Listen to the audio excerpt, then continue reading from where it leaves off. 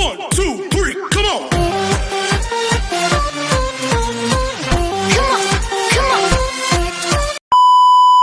Hello beautiful people! Welcome back to my channel. This is your Mama Sam. Hola mga amigo, amiga, kumare at kumpare. Kamusta kayong lahat? Sana lahat po kayo ay okay at safe ngayong araw na ito. At syempre kung ako naman ang tatanungin nyo, nakikita naman ninyo ang beauty ng Mama Sam ninyo. Fresh overload pa rin, diba? Ganyan talaga kapag umiinom ka ng maraming vitamin C plus kumakain ka ng maraming banana. Dahil sa banana, mas nakakaloka ang ganda ng Mama Sam ninyo. Charot! So, kamusta naman kayong lahat? Sana lahat kayo ay okay na okay ngayong araw ng Sunday. So, have a blessed Sunday sa atin lahat ng bonggang-bongga. And then, of course, belated Happy Valentine's Day sa inyong lahat. Sana naging masaya ang inyong Valentine's. Kami naman nito ay okay naman sa awa ng Diyos. Nairaos namin siya ng bonggang-bongga sa simpleng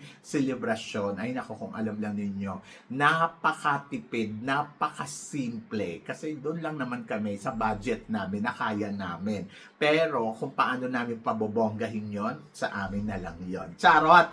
At eto nga, syempre gusto ko rin magpasalamat sa walang sawang nagmamahal at sumusuporta. Syempre dito kay Mama Sam, araw-araw, lagi-lagi. Sa mga bago nating subscribers, hello po sa inyo lahat. Maraming salamat guys sa pag-subscribe ninyo. Syempre dito sa channel ko at saka syempre sa mga makasolid na Mama Sam dyan na laging sumusuporta dito araw-araw, lagi-lagi. Maraming salamat guys sa inyong lahat. Kaya naman ngayong araw na to, marami akong hatid na chika sa inyo na talaga naman, oh my gosh, magtataas ang kilay ninyo ng bonggang-bongga sa mga pag-uusapan natin ngayon. Kaya guys, huwag na nating patagalin ang ating mga chika. So para sa una natin chika, eto nga, grabe.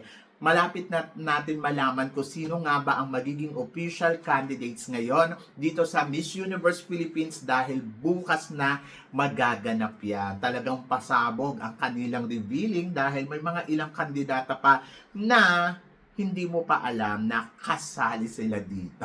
So, yan. At sino kaya itong mga candidates na to na manggugulat sa atin ng bonggang-bongga? Ako, to be honest, syempre excited ako sa magiging eksena at ganap bukas para sa press con ng Miss Universe Philippines for 2026. And then excited ako kung sino-sino nga ba mga kandidata na mababardagulan at kung sino-sino nga ba mga kandidata na hahabol pa sa kanilang pageant. So syempre bukas may pa-surprise dahil may mga ilan pa na kandidata na i-reveal nila bukas kung sino-sino nga ba itong mga to. At doon ako excited. Kaya dapat ma-excite din kayo at tutukan ninyo ang the reveal of Miss Universe Philippines for 2026. So, yan yung abangan ninyo dahil marami pa silang pasabog na ibibigay sa atin ng bonggang-bongga. So, yan. So, talagang magugulat ka. Aha. At para naman sa sumunod natin, chika. So, eto nga, syempre malapit na ang Reina Hispano-Americana at inaabangan nga natin kung ano nga ba ang magiging kapalaran ng ating pambato na si Bea Maclilan. And then, ito nga ang tanong, sino daw ang pipiliin ko kung sakaling silang tatlo na lang ang natitira? Espanya, Pilipinas, or Panama? To be honest, I love Miss Panama dito sa Reina Hispano-Americana. Ha? Maganda talaga siya. At lahat ng mga nakikita ko sa kanya, photoshoot, video, at yung mga eksena niya ay talaga naman lumalaban din. Pero syempre, I go for the Miss Philippines. Bias tayo. Syempre, Pilipinas pa rin para sa akin ang gusto kong manalo. Dahil naniniwala ako na kaya natin mag-back to back. At kung nagagawa yun ng ibang country, bakit ang Pilipinas hindi? Diba? So, ako, nandoon yung pananalig ko na sana talaga makuha natin to. Kasi, history to para sa atin. And then, ayun, challenge din, syempre, para kay Bea Maclilan bilang isang kandidata dito sa Miss Universe Philippines. At tingnan natin kung magiging madali nga ba sa kanya ang pagkuha uli ng corona katulad ng ginawa ni Diamante nung nakaraang taon. And then, of course, looking forward ako kung ano pa ang mga pasabog eksena ang gagawin niya. Ang kanilang coronation ay magaganap nga sa next Sunday, parang February 22 ng umaga. So, diyan magkakaalaman na kung sino nga ba ang winner. So, yon. So, wish all the best syempre para kay Bea and good luck. Diba? So, yun. So, I'm so excited. Lahat naman ng kandidata ay talaga nakikita natin lumalaban. Siyempre, mga Latina sila. Natural. Talagang bibigay nila talaga yung best nila sa competition na to. But, let's see kung sino nga ba ang makakapag-uwi ng corona ng Reina Hispano-Americana 2026. So, yan. At para naman sa sumunod natin, chika, Reunited nga ang 4th runner-up at saka 3rd runner-up sa Miss Universe 2025 kung saan nagkita sila sa New York Fashion Week. And then, sabing ganon, bakit daw wala si Fatima? Hindi daw ba imbitado? Kasi meron kasing yung mga parang designer na kinukuha nila yung mga beauty queen na katulad niyan ng ibang nakikita natin beauty queen na pupunta dyan. And then, plus, ayun, iniimbitahan din nila yung mga ibang reyna. Katulad ni Cote, hindi ko alam kung rumampa siya. Tapos, ayan din si Miss Venezuela. But ang importante dito, after ng Miss Universe, meron pa silang communicate sa isa't isa. Meron silang komunikasyon. So, yun yung importante. Kasi, syempre, hindi lang naman to, it's about contest. It's about how to make a sisterhood talaga sa mga candidates na nagko-compete sa bawat pageant.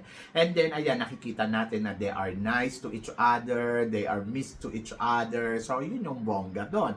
And then, I hope na sana yung lahat ng top 5 at makita pa natin, di ba, sa tawag dito, sa mga event na ganito. So, I wish all the best. Sana makita nila din si Maria Atisa Manalo at makasama nila, di ba? So, yan.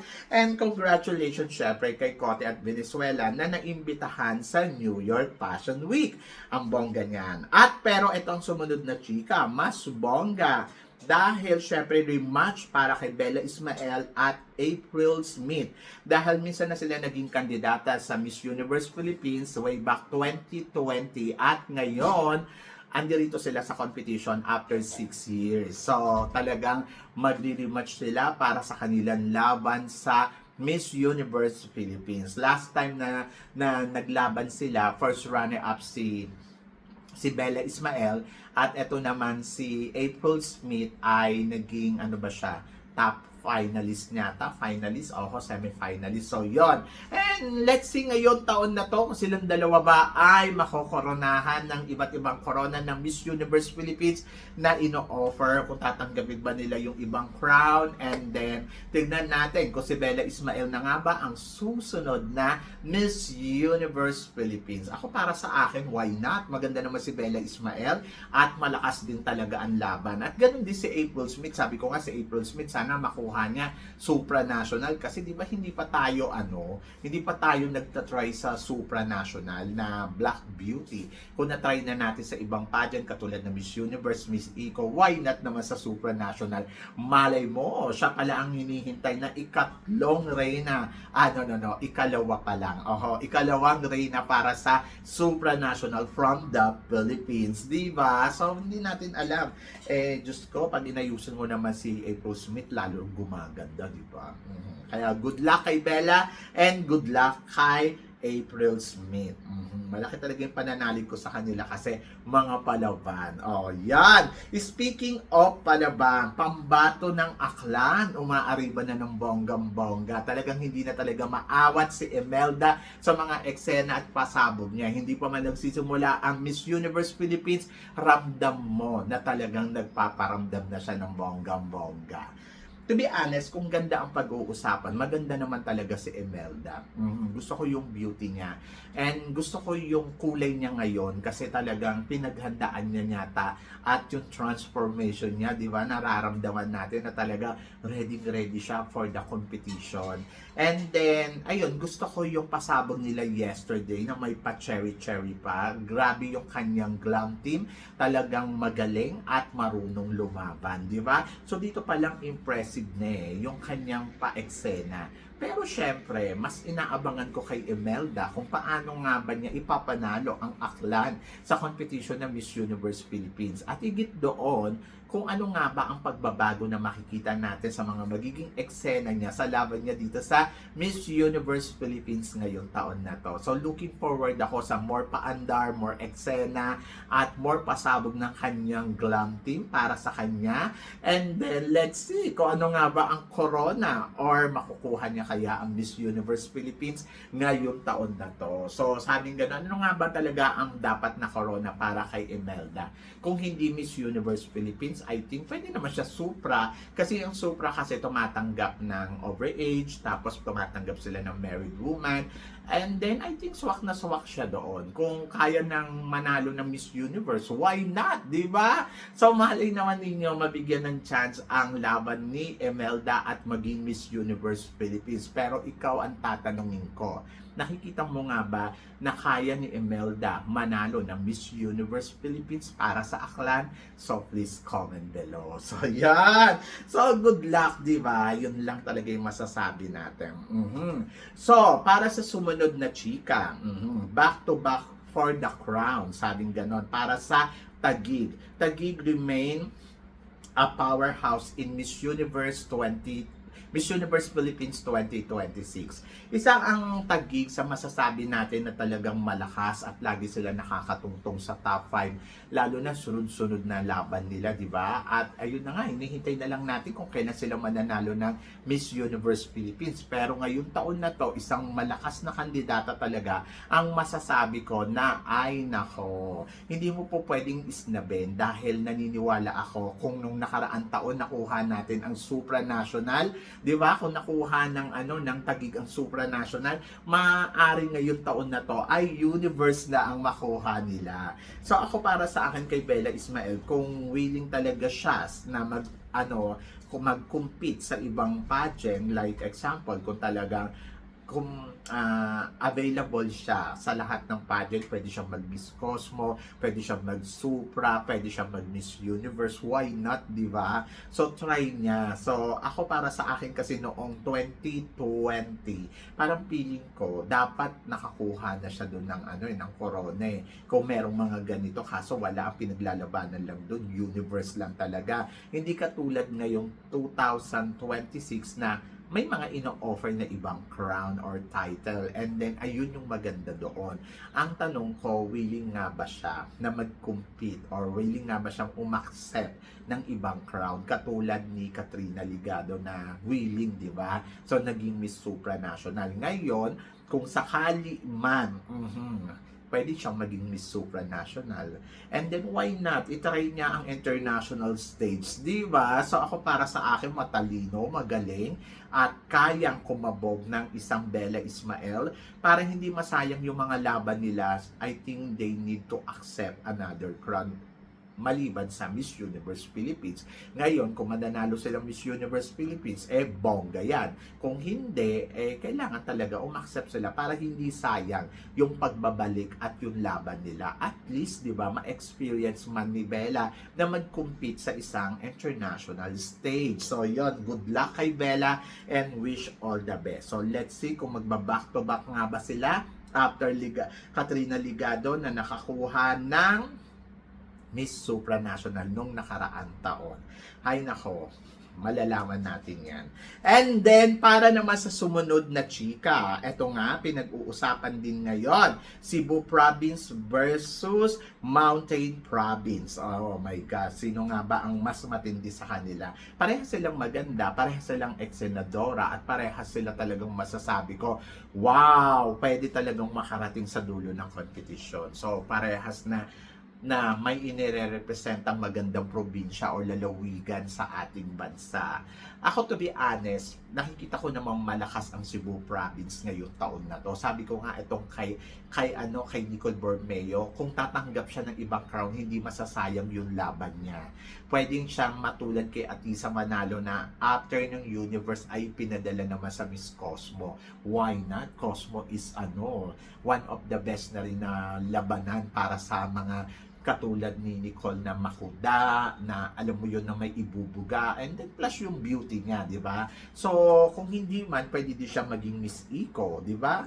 So, depende sa magiging laro ni Miss Nicole Borromeo and then sa kanyang paghahanda. But, kumpiyansa ako na talagang lalaban. Kasi alam naman natin na talagang kabugera naman At naniniwala naman ako na ay kaya nito, di ba? So, yun. And then dito naman kay Mountain Province, hindi ko pa alam kung ano ang laro niya sa competition na to, but nakikita ko na isa siya sa mga magaganda. At naniniwala ako na kaya niya, di ba? So, let's see kung ano ang pasabog at paano niya i-represent yung kanyang probinsya at higit sa lahat. Excited ako kung ano ang makikita natin sa kanyang paandar. So, yun. So, congratulations ngayon pa lang and good luck sa journey niya dito sa Miss Universe Philippines. Both of them, Cebu Province and Mountain Province, na masasabi ko, parehas silang may ibubuga sa competition at parehas silang maganda. So, yan! Ay, nako, exciting to. At para naman sa sumunod nating chika, eto nga, isa din sa mga inaabangan, ang laban ng Tarlac at Pampanga dito sa Miss Universe Philippines for 2026. Yes! I'm so excited for Miss Tarlac dahil maganda talaga siya at feeling ko ready para sa kompetisyon at ready makipagpukpukan, makipagsabayan. And then I'm so excited kung ano nga ba ang magiging ganap niya bukas, kung ano ang paandar, di ba? And then ito naman si Pampanga. To be honest, magiging honest ako sa inyo ha. Maganda si Pampanga kasi matangkad. Pero minsan yung tingin ko sa video niya, yung ganda niya parang nagiging ordinary. Sana ito maging maingat, wag lang yung may mailabas lang kasi syempre hindi naman lahat ng tao ay alam mo yon na-amaze sa ganitong ganda. So ako, Misty sa beauty, medyo mahirap to ha, hindi natin sigurado, pero naniniwala ako kung well prepared siya, aabot siya sa top 5 at pwedeng magkaroon ng corona talaga kasi sayang naman yung height, di ba? So ayun, excited ako for her bukas kung ano nga ba ang magiging eksena at ganap niya sa competition. So, bukas i-introduce silang lahat. So, tignan natin kung mag-shine nga ba ang beauty ni Pampanga at ni Tarlac sa lahat ng kandidata pag pinagsama-sama na sila. Kasi parang feeling ko ngayon si Pampanga para siyang katulad ni Loisa ng Laguna nung nakaraan taon na matangkad, na kabugera, tapos pagdating ng top 10 ang narating. So ako parang feeling ko, parang siya yung version nun ngayon. And then, looking forward ako kung ano magiging eksena niya. I'm so excited to her kasi syempre iba yung beauty, iba yung height So ngayon, tingnan natin kung ano nga ba ang magiging ganap niya talaga at kung paano nga ba siya sasabay sa mga candidates. Kasi syempre pag pinagsama-sama na sila, malakas ang laban ni Pampanga, malakas din ang laban ni Tarlac. Naniniwala ako dyan. Pero syempre depende yan sa execution ng ibang candidates kasi syempre ibang candidates ay to remind us na lumalaban din sila. So, yon. So, paano nila papantayan at sasabayan sa diskarte yan ng glam team nila. And let's see kung makakasabay nga ba ang pambato ng Tarlac at Pampanga dito sa Miss Universe Philippines competition. So, yan. And then, good luck syempre sa glam team. Good luck sa kanila, and I hope na napagandaan nila to ng bonggang-bongga. So, malalaman natin yan lahat bukas. So, ma-excite tayo bukas kasi maganda yung makikita natin. Pero kayo guys, ang tatanungin ko, anong masasabi ninyo syempre dito sa mga pinag-uusapan natin ngayon? So please comment below para at least malaman ko naman kung ano naman ang chika mo dito sa mga tinatalakay natin. Syempre maraming salamat sa inyong lahat sa support at pagmamahal na binibigay ninyo syempre dito sa channel ko, at sa mga hindi pa nakaka-subscribe, please don't forget to click like and subscribe my channel at i-click nyo na rin po ang notification bell to more updates syempre sa aking mga chika. Sabi ng ganon, always keep smiling and laban lang. So guys, hanggang dito na lang. Hanggang sa muli nating chikahan. See you tomorrow. Thank you guys.